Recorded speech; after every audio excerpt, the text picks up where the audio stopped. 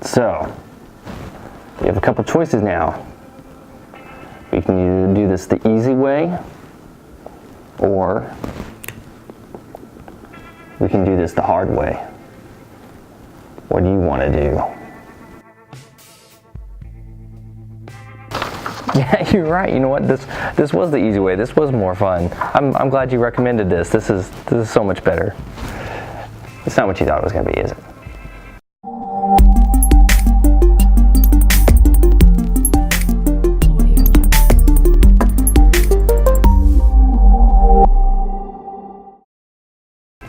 Hey everybody, this is Stuart with Wine on the Dime, and today I am reviewing the Big House Wine Company's Pinot Noir. It is a 2015 California. It's 3 liters, and it is 13% alcohol by volume. Now, I paid $17 for this. I know, it's not under 15, but I got 4 bottles worth. So if you do the math, which I'm not going to do off the top of my head, but it comes out to a little more than $4, $4.25 roughly. I'm going to see if this is a box wine that's actually normally pretty good. So my default boxed wine that I've done, and I'll put the description or link to the video right there, it's Boda Box Cabernet, and that one has never seemed to fail me.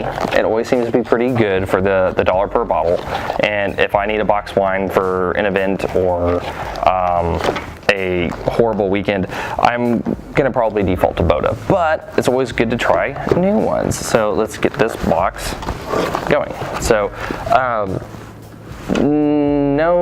well, technically that's screw, so screw top +1. That's good to know. And let's see how it looks.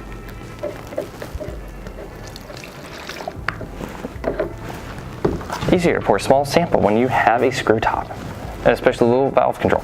So, from a color standpoint, very light coloration. You can actually tell this is a young wine. It hasn't been aged for very long. It doesn't have a lot of kind of age characteristics that you get going from the sample into the middle of the sample. So the coloration is pretty even. There's no kind of washed out area. Good transparency, and it's just overall just a very kind of medium red. Yeah, medium red. Not bad looking. From a nose standpoint,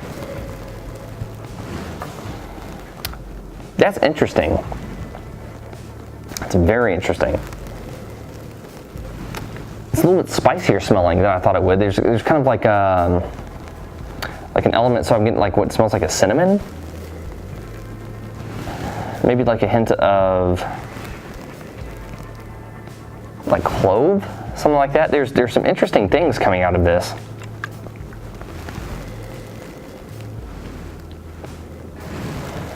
Like a kind of a red fruit element to it, but I'm trying to, maybe it's like a raspberry. Very interesting, and it smells oaky, but that could just be kind of the spiciness coming out of it. Let's see how it tastes.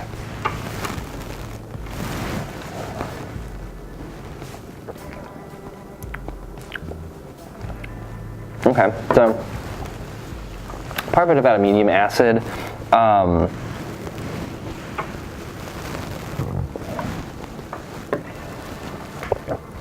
And there's raspberry elements. There's almost like a, but it's actually more tannic than I thought it would be.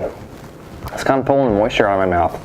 I actually expected the tannins to be a little bit lighter, which is interesting. So yeah, it's very interesting. That acid kind of creeps back up in the finish.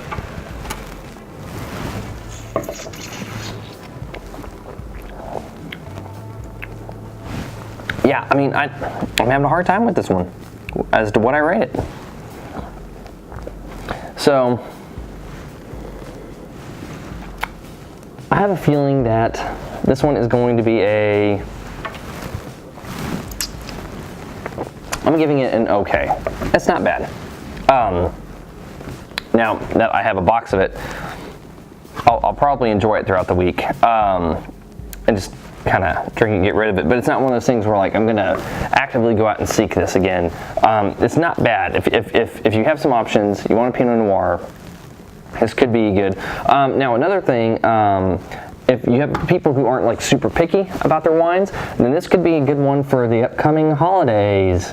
So if you're doing something like Thanksgiving or Christmas, this could be a good wine that would allow you to serve a lot of folks without breaking the bank on buying a whole bunch of bottles. But if you're going to be entertaining some guests who are a little bit more of a wine snob, you might want to go with another option.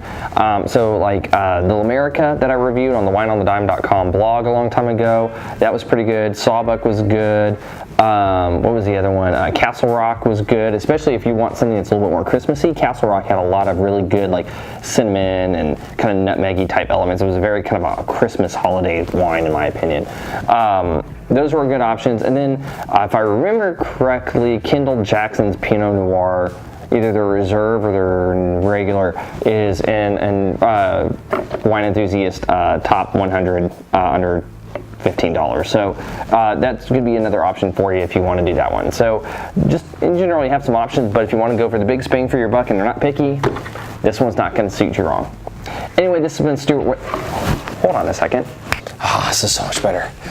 Anyway, this has been Stuart with Wine on the Dime. If you liked today's video, please like, subscribe, and comment. Have you tried Big House Wine Company Pinot Noir? If you had, I'd be really interested to know. And I will see you guys again soon with another episode from Wine on the Dime. In the meantime, choose the easy way for your celebration. This might be your option.